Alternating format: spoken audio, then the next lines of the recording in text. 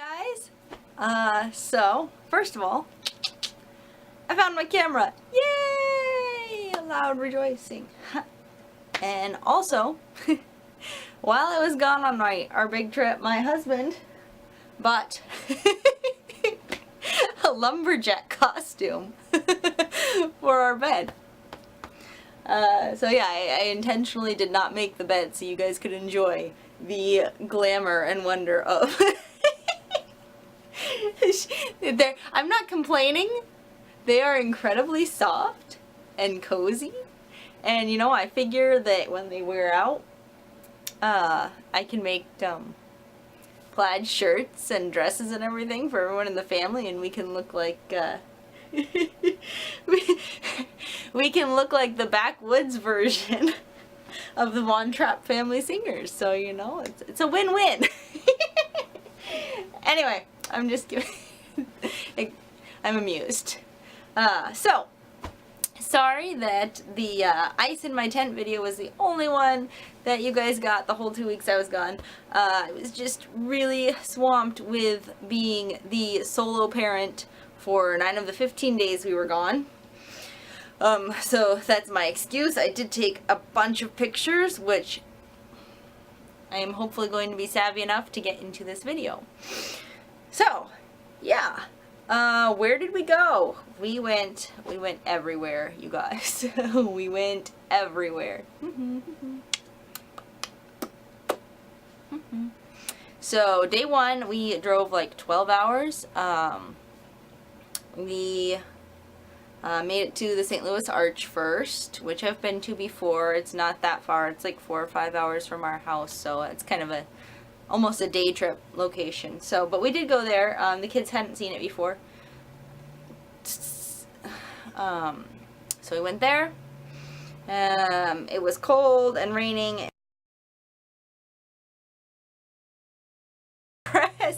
Also, nothing was open yet because we left at 4:45 in the morning, which we left on the Sunday that the time changed, so it was actually 3:45 in the morning when we left. So we covered a lot of ground in the first several hours there.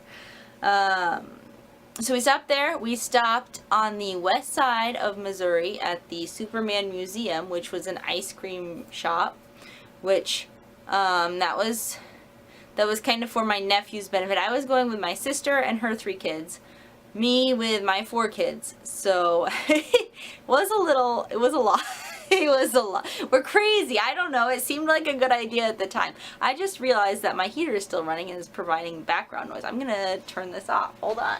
There, that's probably better. I'm sorry. I meant to do that before I started the video and then I forgot. Also, I'm sorry if my face is like super washed out. I opened the window because it was too dark and now it's too bright. We're having issues today. So we went to the Superman Museum, which was an ice cream shop because my nephew loves superheroes, and that was fine. The kids thought it was fun. I mean, because it was a collector's shop, so really there wasn't anything for them to do, but they got to eat ice cream, so you know, they were happy. We camped at a campsite in Oklahoma. So yeah, we made it across Illinois, Missouri, and into Oklahoma. The campsite was kind of sketch. Like, I kept wandering around, like driving around, trying to figure out what was going on. Couldn't figure out anything. I finally found a phone number and called a park ranger, and that helped a lot. So we did camp and found out that my 4-person tent was broken and did not have the poles it needed. So my husband had put in our little bitty 2-person tent that we got for the purpose of making a sandbox for the kids, and had never gotten around to actually putting sand in it. So he just threw that in the back of the van. So that's what I ended up camping in for almost the whole rest of the trip. Which was very cozy because it was me, our 7-year-old, our 5-year-old, our 3-year-old, and our 1-year-old in a 2-person tent. And when it says 2-person, it really means like like 2 small teenagers, maybe.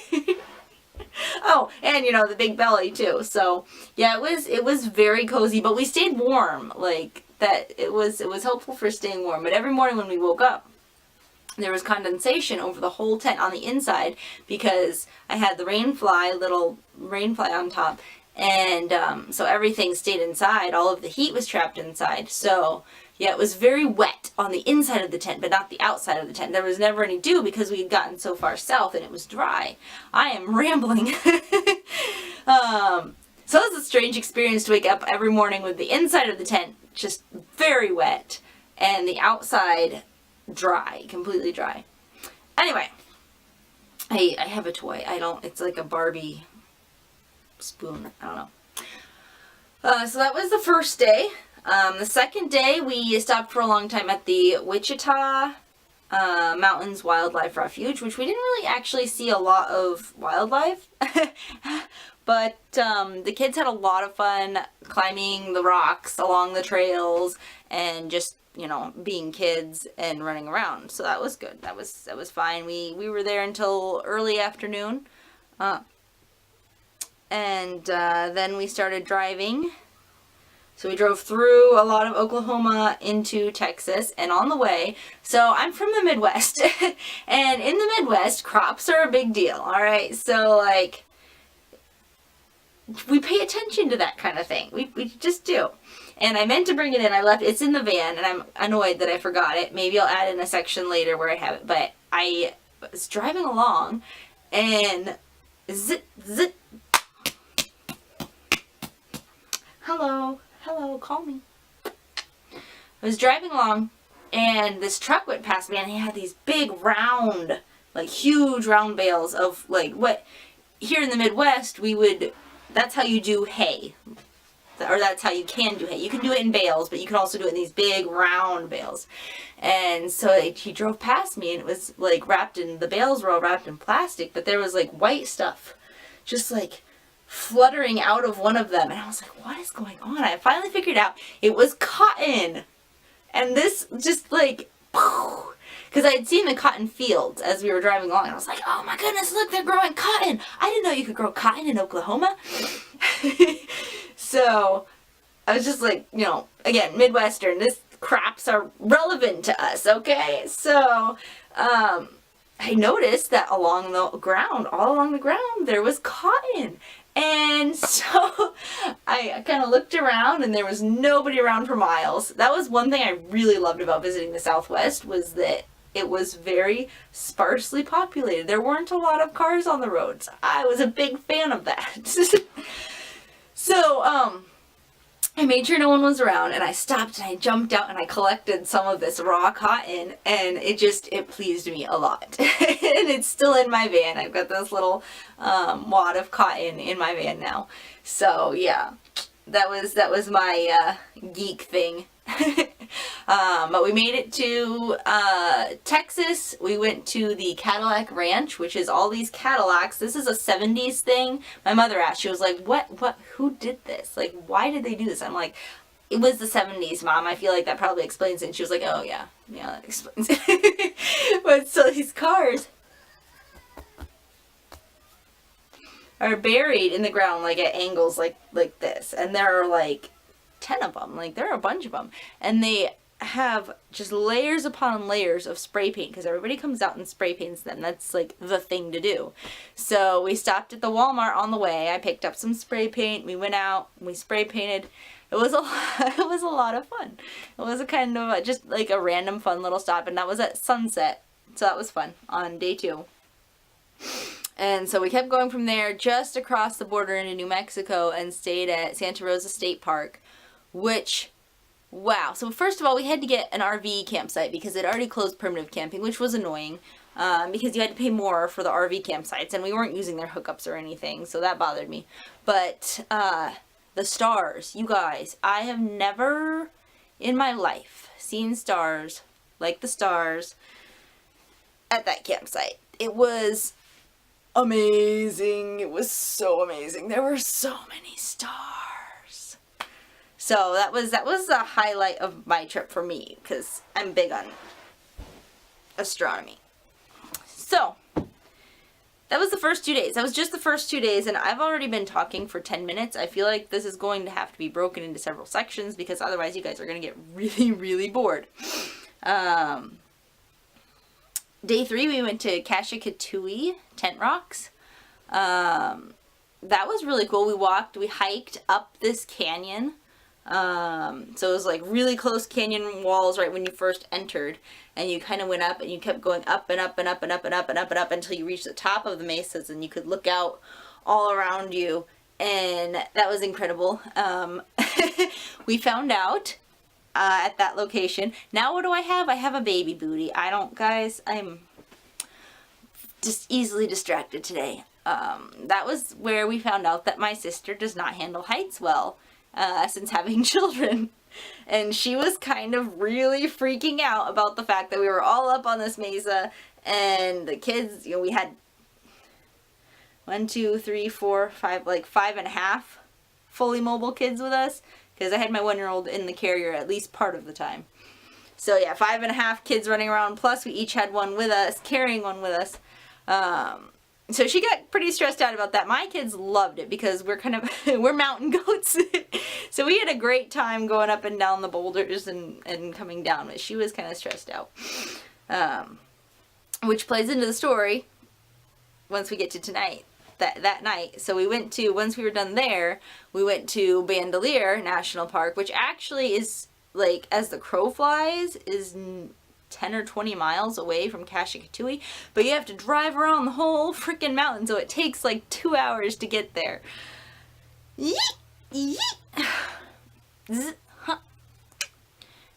So we went to Bandelier, and that was where they had a lot of cave dwellings, which were really cool, and there were ladders going up into them. My kids had a blast. I had a good time, but I was kind of tired at that point, so I was starting to get over it. But yeah, it was a good time, but it was starting to get dark, so we were trying to really rush through it. And we got there before my sister. She got there, and she was like, I cannot drive that mountain canyon pass in the dark. We can't leave tonight. So that was why we ended up on a mountain that night that I did the ice in my tent video.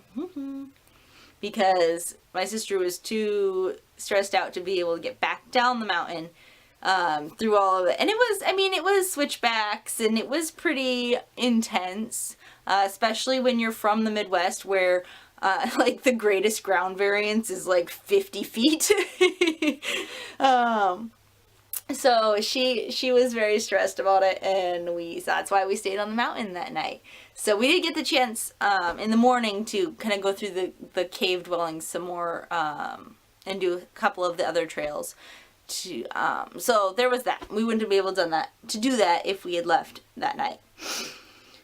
So that was kind of the first chunk of the trip. We did more of Bandelier. Oh, it's almost the whole thing. We stopped at hot springs, which I was kind of looking forward to until we got there, and there were these signs that were like, by the way, there are brain-eating amoebas in the water, and if you get any of the water in your mouth, then they can get up into your brain and kill you. That was not okay with me. I had 5 individuals, including myself, that I'm responsible for, and 4 of them are not, okay, all of them are not, depending on the day, are not that great at balance in like slippery rocks and stuff. And I was mega stressed that one of my kids was gonna slip on the rocks, go head under, and get these brain-eating amoebas and die. So that was the most stressful location for me, personally. I could handle the mountains and the canyons and the cliffs and everything, but the brain-eating amoebas kind of did me in. So I was glad when we left the hot springs. We did stop on the way down from the mountains to play with some snow a little bit, because there was some snow and the kids were really excited about that, because snow. So then we drove down to the south side of New Mexico and stayed at a campsite there, so that we were right next to White Sands, which was by far my kids' favorite national park that we stopped at. Just like sand dunes, which we have here in the Midwest, like in Michigan and northern Indiana, we have the sand dunes, and that's a very popular location to go in the summer. But this was like white sand, first of all.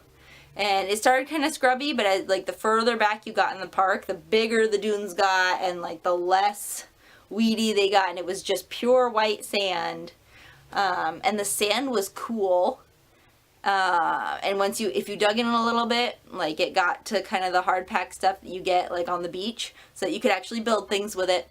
And the sun was warm. It was like between 60 and 70 degrees. It was wonderful. We set up our little tents in the shade of the van and just hung out for hours. And when we got too hot, we'd crawl in the tents, take a little break in the shade. It was fantastic. We bought a sled. We sledded down the sand dunes. That was fun. We built sand snowmen, or sandmen, I guess. The kids were making sand angels. I wrote a note for my hubby, little love note for him, and took a picture. It was a really good time. It was very relaxing, and we basically just picked a dune and stayed there for just several hours. We did hike, like walk a couple of the paths, but the kids' favorite was definitely just playing, and I enjoyed just being able to relax and not have to worry very much about, anything happening to them, brain-eating amoebas. So we had a really good time there, and when we were done there, it was finally when we really booked it to get the last 5 or 6 hours to Tucson, Arizona, where my sister's relatives have a condo that we were borrowing for a couple days. So that was kind of the first chunk of the trip. That was the first 5 days. So yeah, this video is already like crazy long. So I will be back later to talk about what else we did on our trip. But that's it so far. Bye guys.